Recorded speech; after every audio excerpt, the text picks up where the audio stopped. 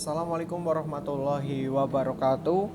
Balik lagi di channel Lolos, masih bersama saya Zainal Arif. Seperti masih di pembahasan CPNS di tahun 2023, yaitu materi tes intelijensia umum bagian penalaran verbal, lebih tepatnya di materi silogisme atau logika formal.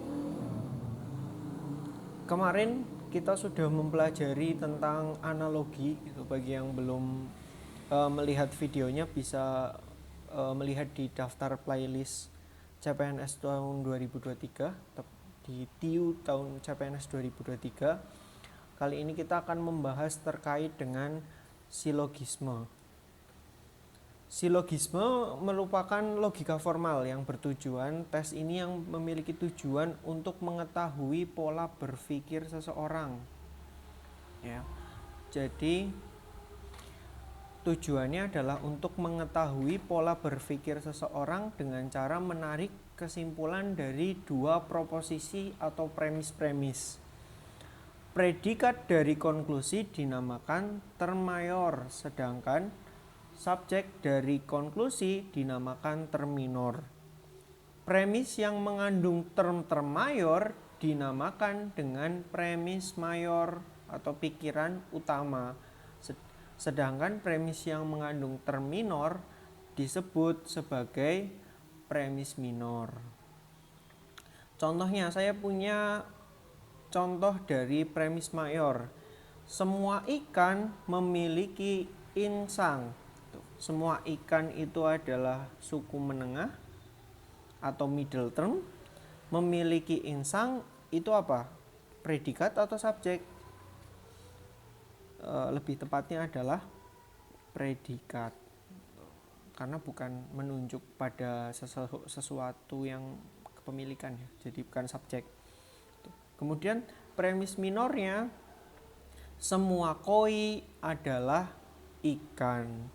Koi di sini berlaku sebagai apa? Koi itu berlaku sebagai subjek karena menunjuk langsung, sedangkan ikan tadi dijelaskan di sini, ikan adalah suku penengah atau middle term. Jadi kesimpulannya adalah semua koi memiliki insang. Kenapa? Karena semua ikan memiliki insang dan semua koi adalah ikan. Berarti semua koi memiliki insang. Subjek dan insangnya adalah predikat. Itu adalah silogisme secara umum. Nah, sebelum mengerjakan soal-soal di silogisme ini, kita harus memahami logika dasar dari silogisme itu sendiri. Logika dasarnya adalah kita harus bisa membedakan pernyataan dan bukan pernyataan. Itu kan. Yang dimaksud dengan kalimat pernyataan adalah kalimat yang dapat diketahui nilai benar atau salahnya. Ya. Nilai kalimat benar atau salah ini disebut dengan nilai kebenaran. Kalimat bukan pernyataan, nah yang bukan pernyataan saya ganti pakai stabilo saja ya, sepertinya kurang bagus. Kalimat bukan pernyataan ini tidak terlihat ya. Kalimat bukan pernyataan, lebih baik pakai pena ternyata. Sebentar. Adalah kalimat yang belum dapat diketahui nilai benar atau salahnya. Ini typo ya. Atau salahnya. Jadi kalau kalimat itu belum diketahui nilai benar atau salahnya, kalimat tersebut bukanlah kalimat pernyataan. Kalimat yang termasuk dalam kalimat bukan pernyataan itu apa saja? Ada kalimat terbuka, nih, ada kalimat perintah, ada kalimat tanya, dan kalimat harapan. Contohnya seperti apa sih kalimat-kalimat itu? Kita lihat contohnya.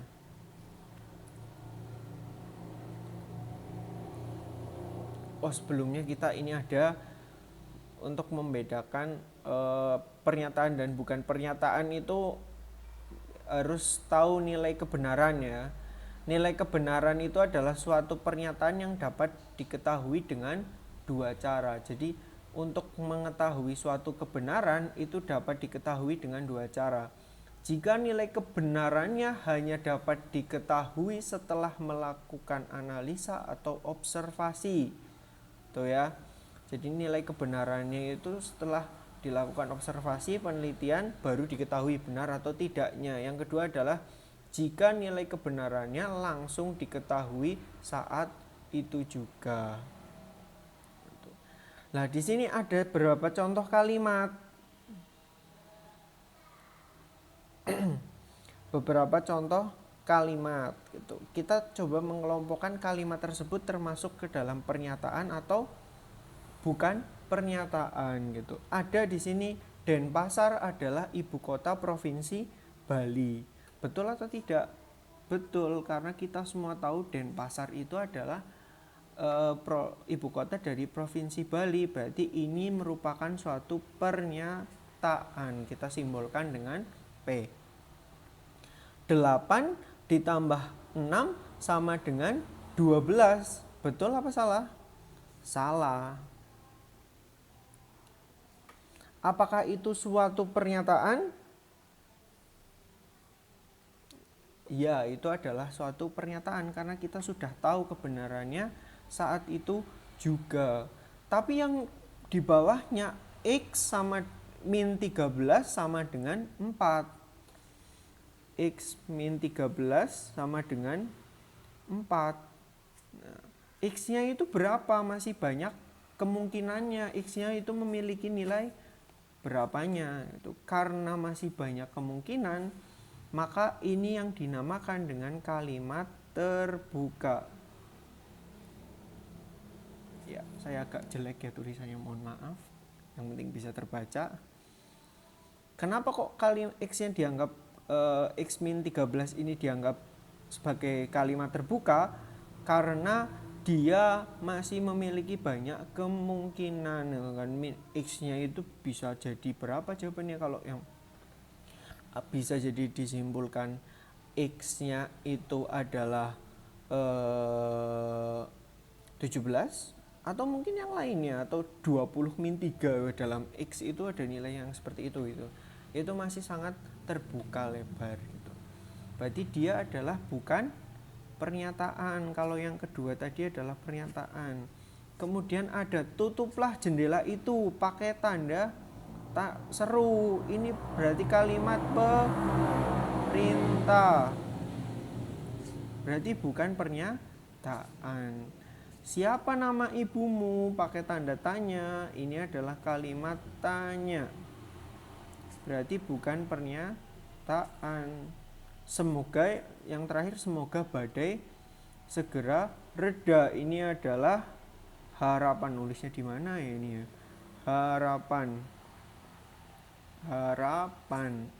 Itu berarti bukan juga pernyataan itu ya. BP kita harus kasih keterangan BP. Nah, itu bagaimana cara mengetahui suatu kebenaran. Kalau Denpasar adalah ibu kota provinsi Bali, itu berarti nilai kebenarannya langsung bisa diketahui saat itu juga karena semuanya tahu. 8 plus 16 sama dengan 12 itu harus diteliti, harus dihitung ya kan. Harus dihitung dulu baru kita tahu 8 tambah 16 tambah 6 sama dengan 12. Itu meskipun itu adalah salah, tapi kita tahu nilai kebenarannya berdasarkan analisa atau observasi. Jadi itu ada cara mencari nilai kebenaran dari suatu pernyataan ya. Kemudian logika dasar yang kedua adalah pernyataan majemuk ya, bahwa pernyataan baru yang merupakan gabungan dari beberapa pernyataan ditandai dengan kata tidak, dan, atau, jika, maka, dan seterusnya. Pada silogisme kita harus bisa membedakan kata tidak itu, kalimat yang di tengah-tengahnya ada kata tidak itu kan. Jangan sampai kita salah persepsi. Di situ dikatakan tidak, malah kita menganggap iya. Ya, kebalikannya tidak itu apa? Ada dan. Yang sejenis dengan tidak apa? Atau jika maka gitu kan. Kalimat jika maka itu akan sangat sering keluar pada silogisme ini gitu. Ini saya rubah kanan kiri di kanan aja ya. Nah, ya. Meskipun menutupi nama channelnya ya, jangan lupa kita sudah tahu itu nama channelnya lolos, dan jangan lupa untuk subscribe ya. Di tengah-tengah malah ngiklan channel ya. Lanjut lagi ya. Nah, setelah kita tahu logika dasarnya untuk menarik kesimpulan dari silogisme, ini ada cara dari penarikan kesimpulan.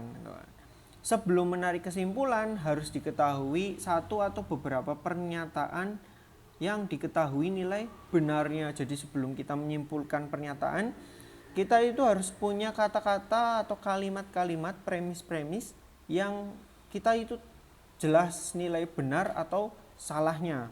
Kita bisa membedakan itu sebelum menyimpulkan ke kalimat konklusi atau kesimpulan gitu. Ada beberapa cara dalam menyimpulkan silogisme. Yang pertama adalah modus ponens. Cara penarikan kesimpulan dengan modus ponens adalah dengan menuliskan premis-premis berbaris dari atas ke bawah dan ditandai dengan garis mendatar sebagai pembatas premis. Ya, ini dituliskan dari atas ke bawah dan ditandai dengan garis. Di sini saya memiliki premis 1 bahwa P jika P sama dengan Q. Ya, jika P maka Q. Terus kemudian di premis 2P. Karena sudah sama-sama, ada samanya, bisa kita coret saja. Berarti kesimpulannya adalah Q. Jika P maka Q itu pernyataannya benar dan P itu bernilai benar, maka konklusinya juga bernilai benar. Nanti ada di hukum penarikan kesimpulan, saya jelaskan lagi. Itu ya. Contohnya dalam kata-kata apa? Ini. Jika premis 1, jika Andi ikut les, maka ia akan naik kelas. Di sini Andi ikut les, ini kan sama. Nah, berarti kesimpulannya adalah ini yang belum. Maka Andi akan naik kelas atau Andi akan naik kelas. Itu kesimpulannya. Jika P maka Q, premis 2-nya P, maka konklusinya adalah Q. Itu adalah cara menarik kesimpulan dengan modus ponens. Kemudian yang kedua, penarikan dengan modus tollens. Cara penarikan kesimpulan dengan modus tollens yaitu dari premis-premisnya jika P maka Q, dan itu tandanya apa ini? Kalau ada tanda kayak gini itu apa? Itu adalah kebalikannya dari P atau inverse-nya dari P. Jika P maka Q dan pernyataan premis yang keduanya adalah inverse dari P, maka dapat disimpulkan kesimpulannya adalah apa? Apa yuk?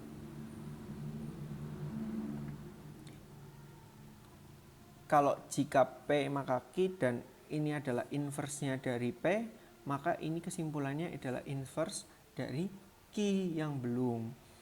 Nah, di sini ada contohnya. Premis 1, P maka Q itu betul. Premis 2-nya inverse-nya dari P, maka konklusinya adalah inverse dari Q. Ya, ini salah. Sama dengan contohnya, jika hujan tidak basah, jika hujan maka jalanan basah, ini P maka Q. Ya. Jalanannya tidak basah, ini adalah min Q. Kan tadi yang basah, jalanan basah itu kan Q. Nah, premis yang kedua, jalanannya tidak basah, berarti inverse-nya Q, maka konklusinya adalah inverse-nya P. Hari tidak hujan. Gitu. Kalau premis 2-nya inverse berarti konklusinya juga harus inverse. Ya, ini typo ya, beberapa ada typo, mohon maaf. Selanjutnya, penarikan silogisme. Cara penarikan kesimpulan dengan silogisme yaitu dari premis P maka Q dan Q maka R, maka dapat ditarik konklusinya atau kesimpulannya P maka R. Kita hilangkan premis yang sama. Nih, ini kan Q-nya sama ya. Atau ini kita bisa jelaskan di sini di yang lebih modelan yang lebih jelas. Ini menutupi ya. Ya. Di sini nih. Ya. Premis satunya jika P maka Q. Premis 2-nya Q maka R. Konklusinya apa? Bagaimana cara menariknya? Yang sama kita hilangkan. Maka jika P maka R. Contohnya dalam kalimat apa? Oh, ini saya geser lagi. Jika ibu memasak, maka ada tamu. Jika P maka Q. Jika ada tamu, maka ayah di rumah. Jika Q maka R. Jika ibu memasak, konklusinya karena kita harus hilangkan yang sama, maka jika ibu memasak, maka ayah di rumah. Tepat ya konklusinya, jika ibu memasak, maka ayah di rumah.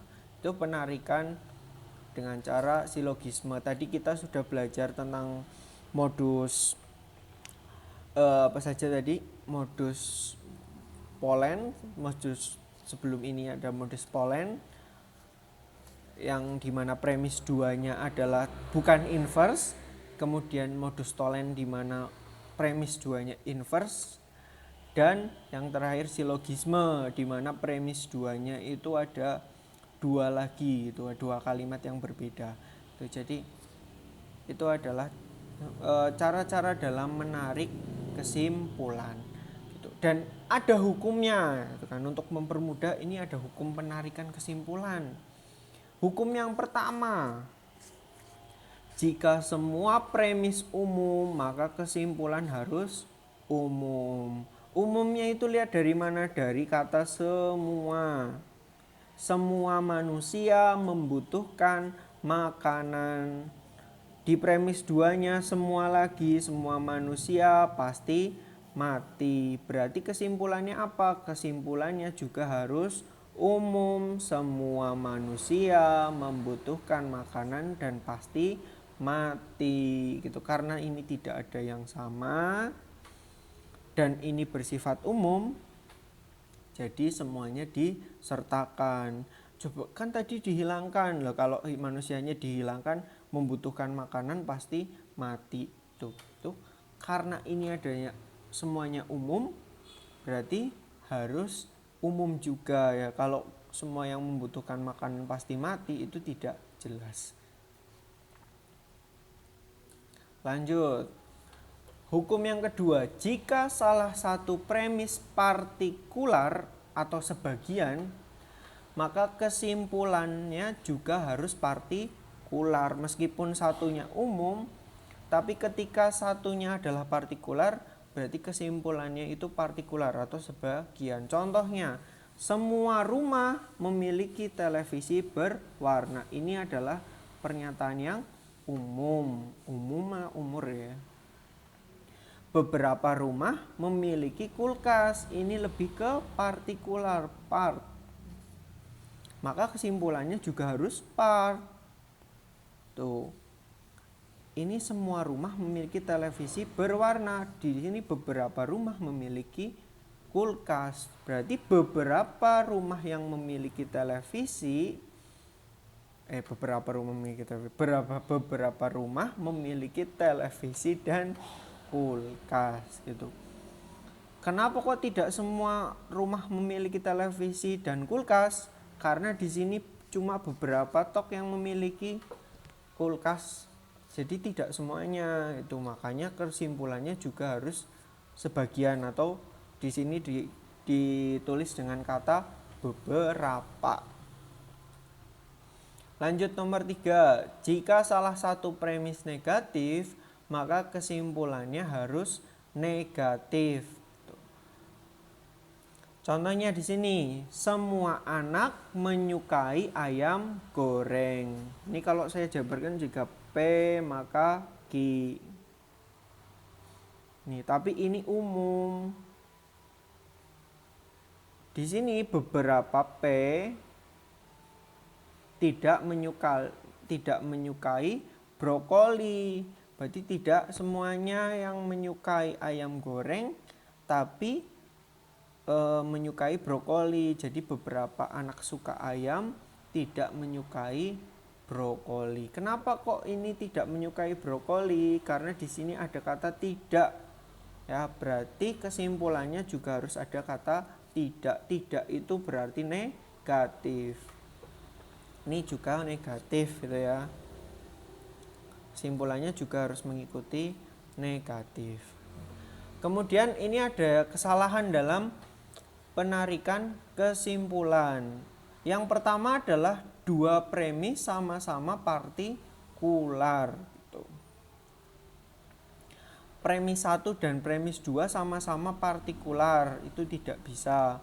Dua premis sama-sama negatif, itu tidak bisa juga. Kemudian yang ketiga, term predikat pada kesimpulan dan premis bertentangan satu sama lain. Contohnya, burung adalah binatang bersayap. Penguin bukan burung. Lah ini di sini ngomongin burung yang binatang bersayap, malah di premis 2 penguin bukan burung. Berarti kan tidak berhubungan. Binatang bersayap ada kesimpulan bermakna negatif, sementara premisnya bermakna positif. Hubungannya bertentangan, tidak bisa ditarik kesimpulan. Jadi penguin di sini jadi penguin bukan binatang bersayap, itu tidak bisa ya. Karena tidak berhubungan. Yang keempat, masih di kesimpulan yang salah. Term penengah bermakna tidak sama. Yang menengah itu tadi yang di awal, yang bukan subjek dan bukan predikat ya. Bisa merupakan salah satu jenis racun. Berarti bisanya itu adalah M atau term middle term ya. Term penengah. Racunnya adalah predikat. Tapi di bawahnya adalah menengahnya bisa adalah sinonim dari kata dapat, malah sinonim. Bisa yang tidak berhubungan itu, wah ini typo lagi ya, mohon maaf ya.